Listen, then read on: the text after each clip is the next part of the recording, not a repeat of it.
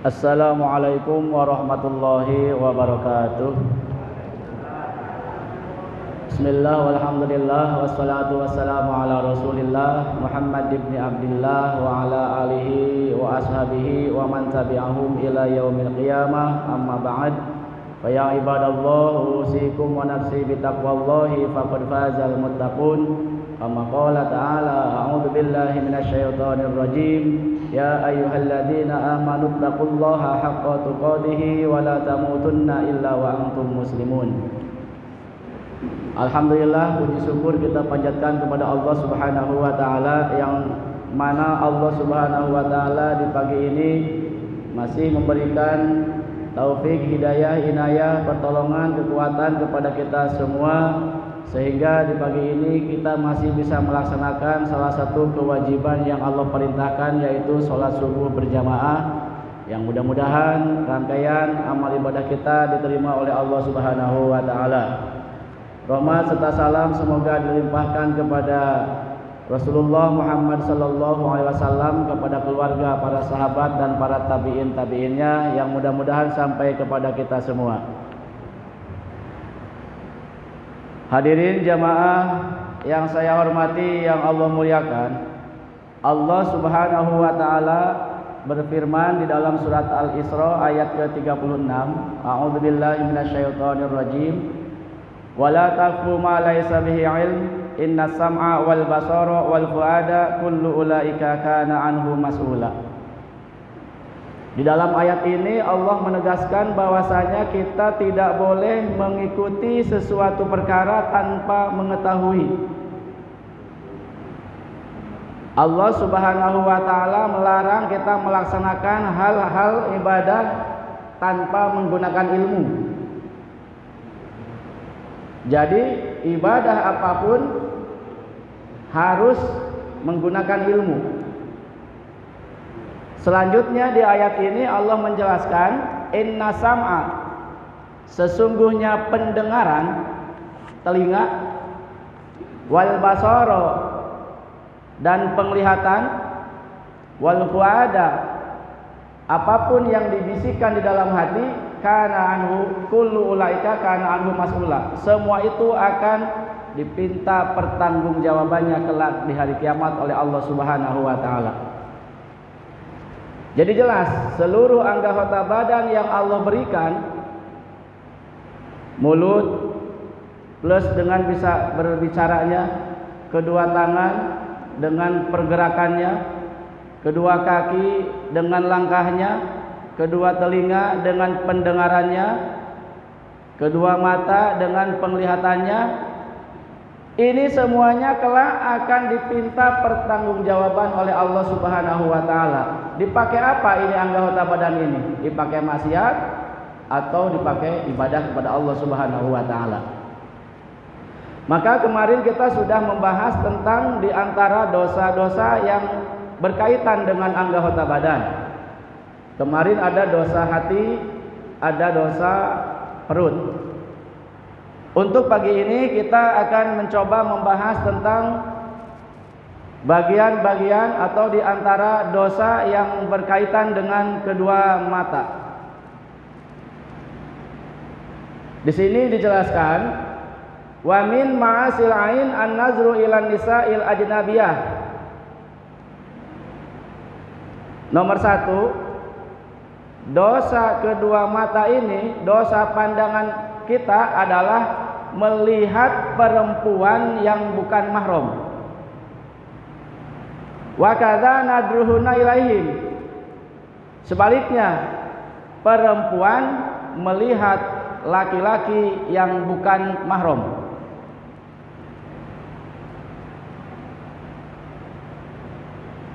Jadi termasuk dosa, termasuk maksiat kedua mata, kita melihat perempuan yang bukan mahram, atau sebaliknya perempuan melihat laki-laki yang bukan mahram. Larangan ini tercantum di dalam surat An-Nur ayat 30 dan 31.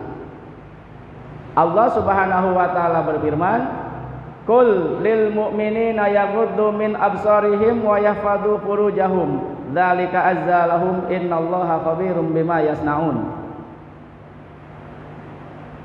Di ayat ini Allah memerintahkan kepada baginda Rasul untuk menyampaikan kepada seluruh orang yang beriman, laki-laki, bahasanya mukminin. Untuk apa? Yaghuddu min absarihim, menjaga pandangannya, merendahkan pandangannya. Wa yahfadhu furujahum, dan menjaga kemaluannya.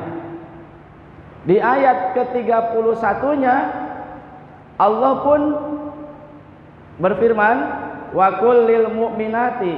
Ini perintah bagi mukminat, mukmin perempuan. Sama, apa perintahnya? Yaghudna min absarihinna. Laki-laki yang beriman, perempuan yang beriman, Allah perintahkan untuk merendahkan pandangannya dari melihat sesuatu atau melihat perempuan, melihat laki-laki yang bukan mahram. Tetapi para ulama sepakat bahwasanya ada beberapa hal laki-laki boleh melihat perempuan dan perempuan boleh melihat laki-laki.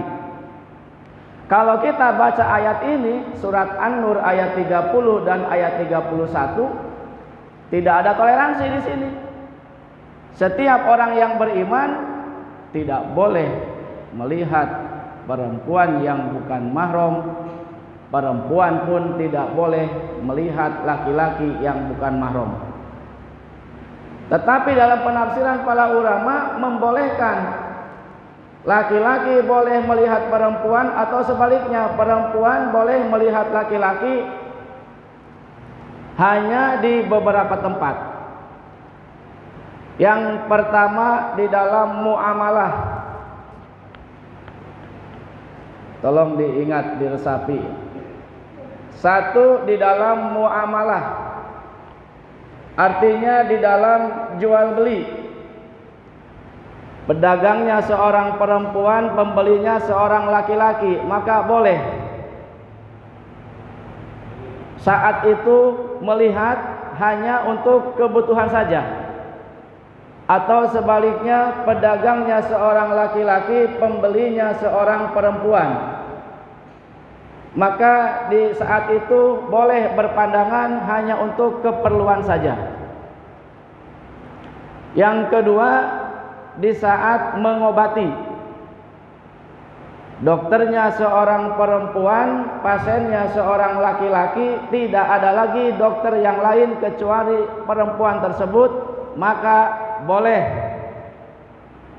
dokter perempuan ini melihat badannya seorang laki-laki hanya untuk kebutuhan pengobatan. Atau sebaliknya, dokternya laki-laki, pasiennya perempuan, maka di sini masih dibolehkan. Satu, dalam muamalah. Dua, dalam pengobatan. Tiga, waktu thalabul ilmi, waktu menuntut ilmu, waktu ngaji, boleh laki-laki dan perempuan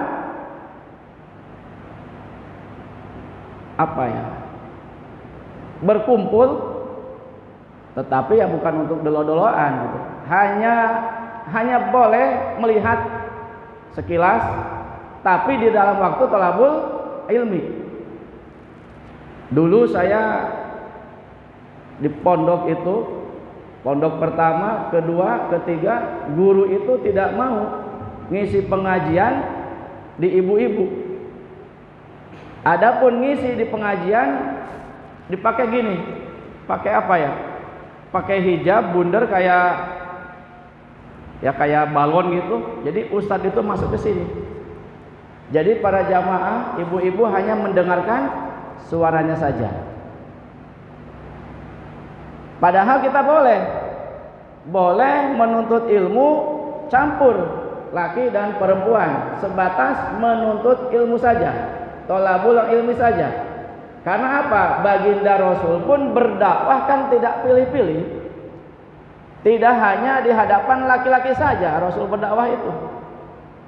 Rasul mengimankan orang yang masih jahiliyah, yang masih belum memeluk agama Islam, kan Rasul berdakwah di tempat yang tinggi, yang hadirnya laki dan perempuan. Jadi ini pemahaman buat ibu-ibu. Oh, kenapa sekarang ya Masjid Al-Hikmah kalau ada pengajian ibu-ibu dipisah? Biasanya nggak seperti ini. Dari dulu pengajian ya seperti ini campur. Kok sekarang naik ke atas atau enggak naik ke atas, hijabnya ditutup. Karena ini Pak Ustadznya betul-betul teliti, betul-betul tasawuf, tidak mau di antara jamaah laki-laki dan perempuan menimbulkan fitnah. Jadi jangan kaget ibu-ibu kalau nanti ada pas pengajian ustadznya minta tutup hijabnya. Memang pengajian itu kalau tidak melihat ustadznya kan tidak afdol kan. Hanya mendengarkan suaranya saja itu kan tidak sempurna. Pinginnya gini menteleng gitu. Pinginnya melihat. Tetapi karena ayat ini mentidakbolehkan berpandangan seorang laki-laki dengan perempuan yang bukan muhrim, bukan mahram, maka hijab ditutup atau jamaah ibu-ibu diungsikan ke atas. Jadi ibu-ibu jangan bersulah. Wah, kok ini sekarang ya aturannya? Bukan aturannya sekarang ya. Dari dulu pun seperti itu. Tidak boleh. Tidak boleh. Cuman di sini ada pembolehan dari para ulama. Satu, waktu muamalah jual beli. Dua, waktu pengobatan. Tiga, waktu tolabul ilmi. Tapi ojo dipakai kesempatan. Mentang-mentang dibolehkan sama ulama berkumpul laki-laki dan perempuan di tempat pengajian dipakai lirik-lirikan, dipakai lihat-lihatan. Yang keempat, dibolehkan laki-laki melihat perempuan waktu khitbah, waktu melamar. Waktu melamar boleh. Karena apa? Ada riwayat dari baginda Rasul Muhammad sallallahu alaihi wasallam, ada seorang sahabat datang kepada Rasulullah bercerita, "Wahai Rasulullah, aku akan menikah dengan si fulana, dengan seorang perempuan." Kata baginda Rasul, "Apakah engkau sudah memandangnya?" Kata sahabat ini, "Belum." "Coba kamu pandangi dulu." Jadi seorang laki-laki yang mau melamar seorang perempuan boleh melihat. Apa yang dilihatnya? Dua. Satu, wajahnya. Dua, telapak tangannya. Selain itu haram dibuka, haram dilihat. Wajahnya boleh dilihat. Dibuka cadarnya, dibuka hijabnya, boleh dilihat. Kedua, telapak tangannya boleh dilihat. Supaya tidak apa? Supaya tidak ada kekecewaan. Begitu menikah, dibuka, jarinya ada 7. Akhirnya kecewa. Kok ngene istriku ya? Jarinya 7. Akhirnya bertengkar. Atau waktu ta'aruf bercadar terus. Sampai dilamar bercadar. Sampai menikah bercadar. Begitu dibuka, berkumis, berjenggot, akhirnya kan timbul suaranya halus, lembut. Wah, pasti orangnya wow, cantik. Makanya di sini Rasul membolehkan waktu khitbah, waktu melamar kita laki-laki diperbolehkan melihat perempuan hanya sebatas wajah dan telapak tangan. Karena apa? Karena sepakat kebanyakan para ulama menyebutkan bahwa wajah ini bukan aurat, ya, bukan aurat. Maka ketika sholat, auratnya perempuan itu kan jami'u badaniha, sekujur badannya di luar sholat. Di dalam sholat, auratnya perempuan itu adalah seluruh badannya kecuali wajah dan kedua telapak tangan. Jadi kalau lagi sholat ini terbuka boleh, ini kelihatan boleh. Lewat dari sini tidak boleh, rukunya sameneng. Nah, ini tidak boleh. Yang hanya ini saja yang boleh. Itu satu. Dosa meripat, dosa pandangan, dosa kedua mata itu melihat perempuan yang bukan mahram, dan sebaliknya melihat perempuan kepada laki-laki yang bukan mahram.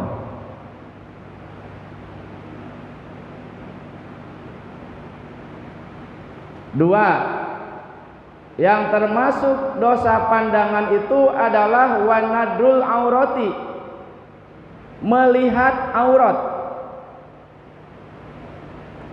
Melihat aurat, baik aurat diri sendiri atau aurat orang lain. Ibu-ibu sudah paham sekarang ya. Auratnya ibu-ibu itu, auratnya perempuan itu sekujur tubuhnya aurat. Termasuk suaranya pun aurat. Jadi kalau ibu-ibu baca Quran di rumah tidak diharuskan bengok-bengok, tidak diharuskan teriak-teriak. Karena apa? Ini suaranya bisa menimbulkan fitnah. Contoh, seorang ibu, seorang perempuan ngaji dalam rumahnya dengan suara yang keras, suaranya yang sangat merdu, lewatlah seorang laki-laki. Terdengarlah sama seorang laki-laki tersebut, suaranya sangat indah. Akhirnya bayangannya kemana-mana, ini laki-laki ini pasti orangnya seperti ini, orangnya seperti ini. Ngaji saja yang bagus, yang baik, perempuan tidak dianjurkan untuk keras-keras. Apalagi bukan ngaji, apalagi cerita-cerita yang tidak berguna. Ketawa, cekakakan, cekikian, itu sudah dilarang. Ngaji saja yang bagus menurut aturan agama, tidak boleh perempuan keras-keras, karena akan menimbulkan fitnah. Karena seluruh tubuh perempuan itu adalah aurat, maka tidak boleh dibuka. Laki-laki pun sama, cuman laki-laki itu auratnya sedikit. Auratnya laki-laki segimana?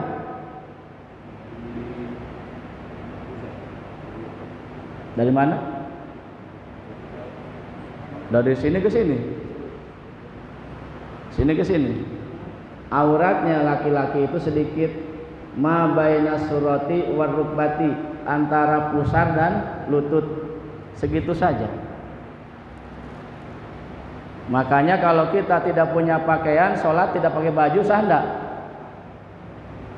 Kalau kita tidak punya pakaian, sholat tidak pakai baju, sah enggak?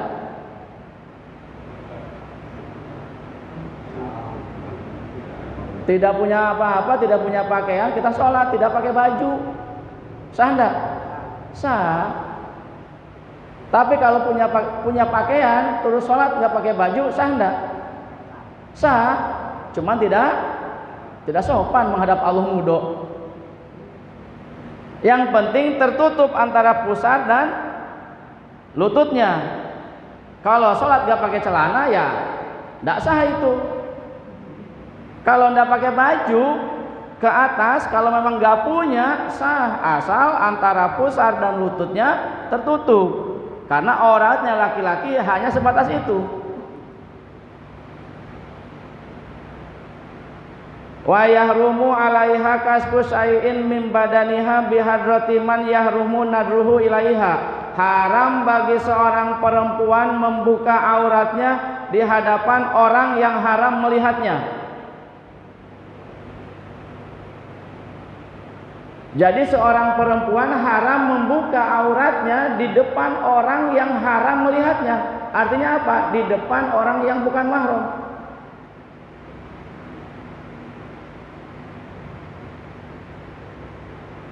Makanya waktu baginda Rasulullah Muhammad sallallahu alaihi wasallam diisrokan dan dimi'rajkan, Allah perlihatkan isinya neraka itu 3/4 isinya perempuan. Padahal ibadahnya sudah diringankan perempuan itu. Dengan adanya haid, sholat libur.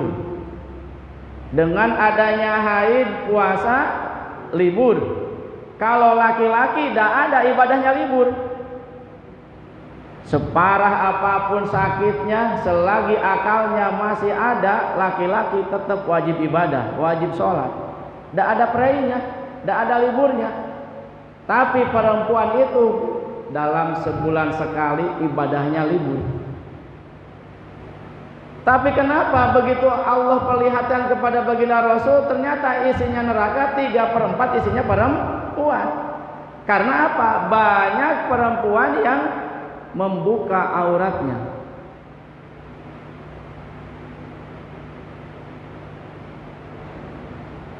Sekarang gini Bu, dulu orang yang berjilbab, orang yang kudungan itu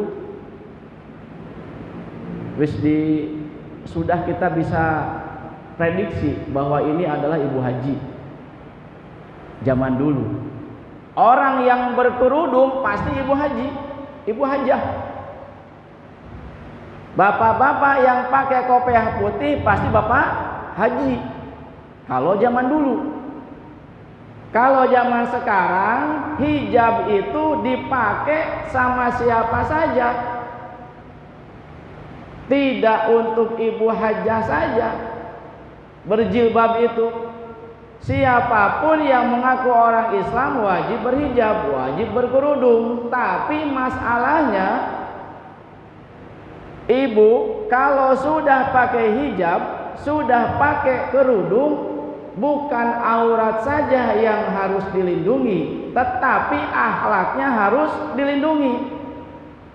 Karena hakikatnya hijab, hakikatnya jilbab itu untuk menutupi lahir dan batin. Lahirnya auratnya ben gak ketok, batinnya ini akhlaknya. Kalau sudah berjilbab, ucapan harus bagus, akhlaknya harus baik, supaya tidak ada fitnah. Sekarang ibu-ibu semuanya punya HP yang Android, semua yang bagus, semua lihat di HP.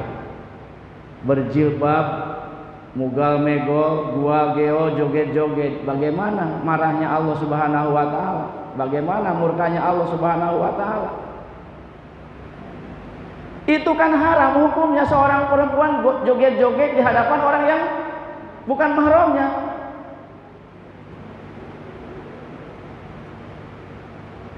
Hari Minggu ada senam di jalan yang hadirnya ibu-ibu joget-joget, yang lewat laki-laki bukan mahram siapa saja, dosa ibu-ibu.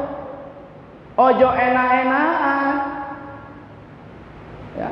Ojo enak-enakan ibu joget-joget guyal-geyol. Jangan enak-enakan, ada hisaban di hari kiamat oleh Allah Subhanahu wa taala, dihisab itu. Apakah nggak boleh perempuan olahraga? Boleh. Apakah nggak boleh perempuan senam? Boleh. Tapi carilah tempat yang tertutup. Jangan diumbar, diperlihatkan ke orang banyak. Akhirnya laki-laki berdosa gara-gara ibu. Kita seorang laki-laki akhirnya melihat gara-gara ibu joget-joget di depan kita. Enggak dilihat kan kelihatan lewat. Oh, kata Rasulullah, pandangan pertama dimaafkan. Betul, pandangan pertama dimaafkan. Kalau kita memandang sesuatu yang bukan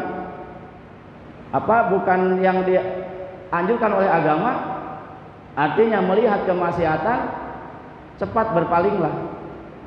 Tapi kan tidak semudah itu. Mungkin 101 laki-laki yang bisa berpaling seperti itu. Begitu melihat langsung ke sini. Tapi penasaran, melihat lagi. Nah ini lihatan yang keduanya ini yang berdosa. Tapi yang lebih berdosanya ya ibunya ini. Karena apa? Memberi kesempatan orang berbuat maksiat gara-gara kita. Ada lagi yang lebih gede maksiatnya, gede dosanya, siapa? Panitia yang mengadakannya, itu yang lebih gede dosanya itu. Seperti gini, mandala ala khairin fa'alaihi mislu ajri fa'ili. Barang siapa yang mengajak kebaikan, maka orang tersebut mendapat pahala sebagaimana orang tersebut melaksanakan kebaikan. Dan sebaliknya, orang yang mengadakan kemaksiatan terus diikutin orang banyak, berarti dia memberikan kesempatan maksiat kepada orang lain. Jadi tolong kalau sudah berjilbab ya, bukan untuk nutupin rambut saja, Bu, kerudung itu, tetapi untuk akhlak, mulut dijaga. Sekarang sudah pakai hijab, pakai jilbab, tapi ngomongnya masih ancu-ancuan, kan nggak pantas. Sama laki-laki juga, sudah berpeci, bersarung, apalagi berjubah seperti ini, ngomongnya masih elek, ya berdosa. Datanglah peribahasa dalam kitab Ta'lim Muta'alim, fasadun kabirun alimun mutahatikun. Sungguh kerusakan yang sangat besar seorang alim yang berbuat maksiat. Sungguh kerusakan yang sangat besar seorang yang sudah berhijab, gua-geo, juga joget di muka umum. Sungguh kerusakan yang sangat besar seorang yang sudah berjubah, yang sudah berpeci, yang sudah hitam batuknya karena sujud kepada Allah Subhanahu wa taala, tapi masih berbuat maksiat. Itu kerusakan yang sangat besar. Tetapi wa akbaru minhu jahilun mutanasikun. Ada yang lebih besar maksiatnya daripada itu. Siapa? Jahilun mutanasikun. Orang bodoh yang ibadah. Orang bodoh ibadah itu kerusakan yang lebih besar daripada orang alim yang berbuat maksiat. Paham Ibu? Orang alim berbuat maksiat sama orang bodoh beribadah, mending mana? Nggak jamaah, orang alim ibadah, orang alim berbuat maksiat, orang bodoh beribadah, mending mana? Bagus mana? Bagus mana? Orang alim berbuat maksiat, Pak Ustadz nyolong ayam, ya. Pak Ustadz mencuri ayam. Orang bodoh ibadah, sholat rajin. Bagus mana? Bagus mana? Orang bodoh ibadah. Iya. Ibu bagus mana? Pak Ustadz pacaran, ya. Sama orang nakal sholat. Pak Ustadz selingkuh, pelacur, sholat. Mending mana? Mending Pak Ustadz selingkuh, mending pelacur sholat.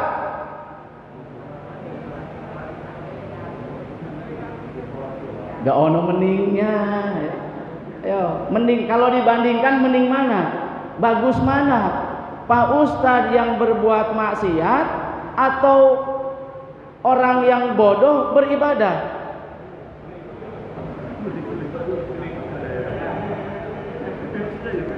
Mendingan Pak Ustadz selingkuh aja deh. Ya senengan Pak Ustadz selingkuh tiap hari.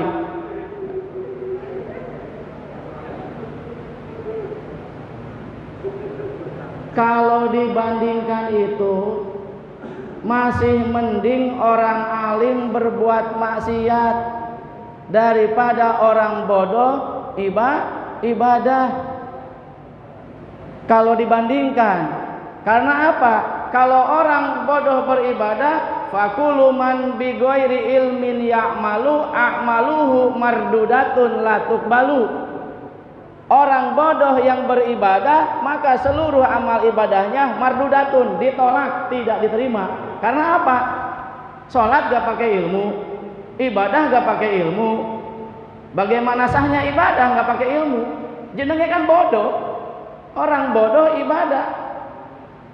Itu kerusakan yang sangat besar, melebihi rusaknya orang alim yang berbuat maksiat. Tetapi dua-duanya huma fitnatani, jelek dua-duanya, tidak ada bagusnya. Jadi ibu-ibu ojo punya dalil gini, ya mendingan saya joget-joget pun saya pakai hijab, orang lain joget nggak pakai hijab, dua-duanya jelek Bu. Yang pakai hijab joget-joget jelek, yang nggak pakai hijab pun jelek. Yang bagus ya di kamar joget-jogetnya sendirian, atau adakan ruangan, monggo ada pelatihnya perempuan, itunya perempuan semua pesertanya. Nah ini kan harus disampaikan, ini kan jamaah, saya sayang sama jamaah. Ojo sampai jamaah itu nanti kebablasan, STMJ, sholat terus maksiat jalan.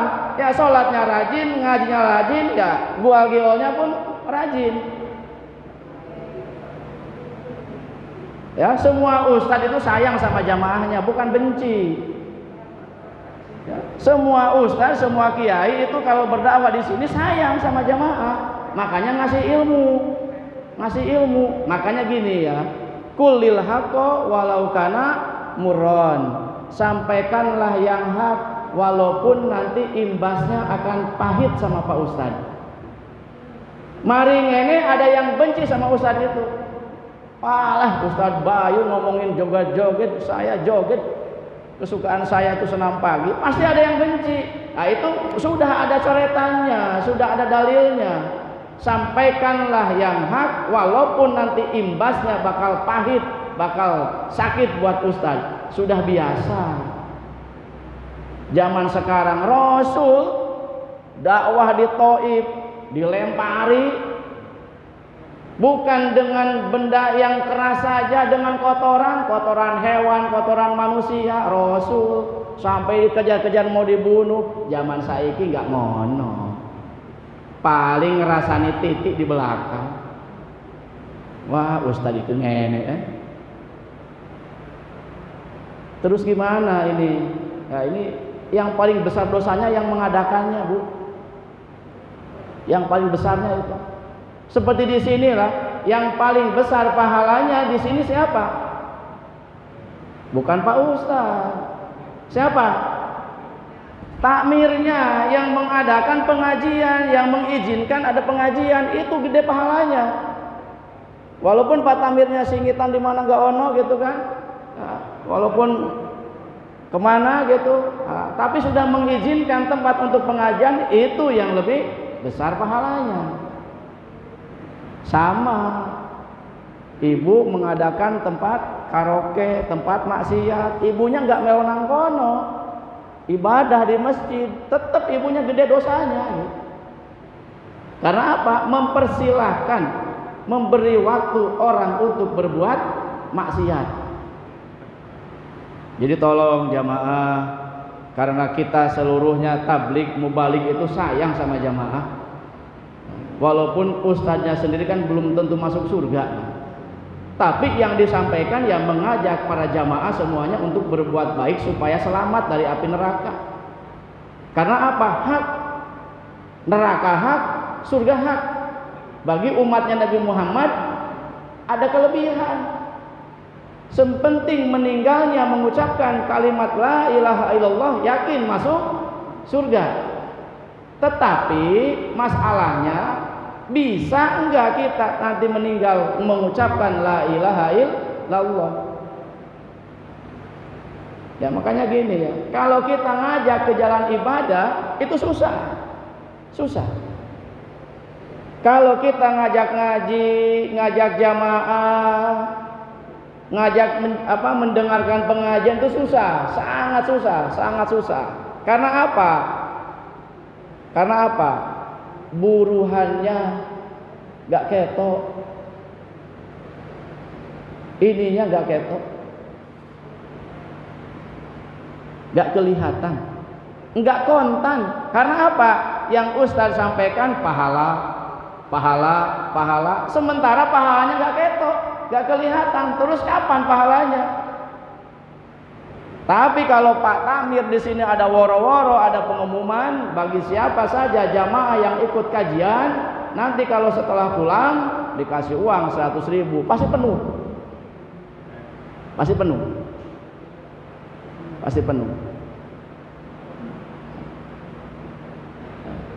penuh. Tapi janji Allah itu semuanya melebihi dari dunia. Cuman karena pahala ketemunya setelah kita wafat. Jadi banyak orang yang tidak suka, belum terketuk hatinya, karena memikirkannya belakangan akhirat itu, dunia dulu. Jadi ini ya, diharamkan perempuan membuka auratnya di depan orang yang haram melihatnya. Selanjutnya yang termasuk dosa kedua mata itu adalah melihat rumah orang lain tanpa izin. Ngintip-ngintip ke rumah orang tanpa izin. Ini dosa besar. Ada ayatnya? Mana ayatnya? Surat An-Nur ayat 27. Monggo dicari. A'udzubillahi minasyaitonirrajim. Ya ayyuhalladzina amanu la tadkhulu buyutan ghairu buyutikum hatta tastanisu wa tusallimu ala ahliha. Wahai orang-orang yang beriman, dilarang kalian masuk ke rumah orang tanpa izin. Sebelum dipersilahkan, sebelum diizinkan, dan sebelum kalian bersalam, sebelum dibukakan pintu, tidak boleh kita melihat-lihat ke dalam rumah orang lain.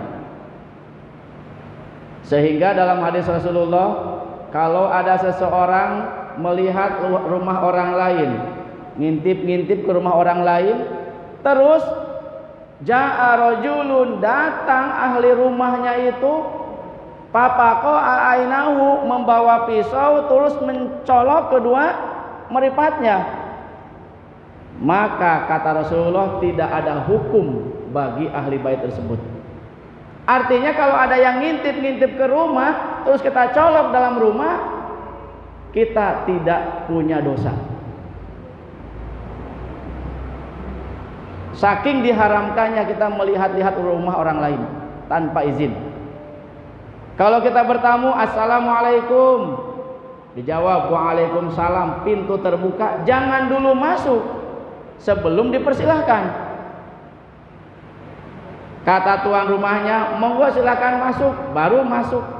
Jangan dulu duduk, kalau belum diperintah duduk. Nanti kata tuan rumahnya, silahkan duduk, baru duduk. Di depannya ada hidangan, ada minuman, jangan dulu ngambil minuman sebelum tuan rumah mempersilahkan minum.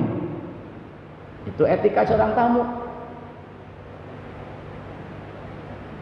Jangan mentang-mentang ke teman, masuk tanpa salam, terus masuk, langsung duduk, langsung minum-minum.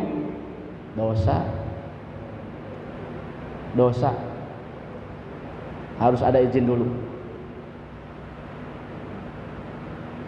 Yang selanjutnya yang termasuk maksiat hati itu wan nadru ila syai'in afahu, melihat sesuatu yang disembunyikan, yang dirahasiakan.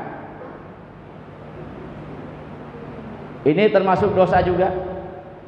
Melihat sesuatu yang disembunyikan, dirahasiakan.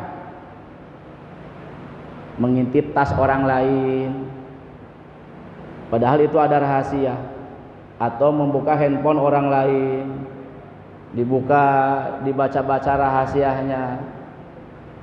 Itu dosa. Yang terakhir, wa musyahadatul munkar idza lam yunkir wa yudaru wa yufarraqu. Yang termasuk dosa mata itu adalah menyaksikan kemaksiatan. Ada lagi kemaksiatan, contoh ngadu ayam, kita nonton. Ngadu domba, kita nonton. Ada perjudian, kita nonton.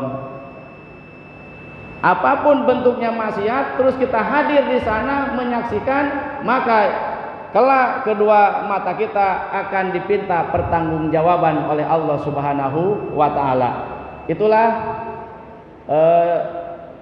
yang termasuk di antara dosa-dosa kedua mata, pandangan kita. Jadi setelah tahu, oh ternyata kedua mata ini ada perhitungannya kelak di hari kiamat, maka monggo mulai saat ini, detik ini, kurangi. Kalau bisa meninggalkan ya tinggalkan, untuk melihat hal-hal yang diharamkan oleh agama, oleh Allah Subhanahu wa taala. Itulah yang bisa saya sampaikan di pagi ini. Mudah-mudahan besar kecilnya ada manfaatnya. Usikum wa nafsi bitaqwallah. Wassalamualaikum warahmatullahi wabarakatuh.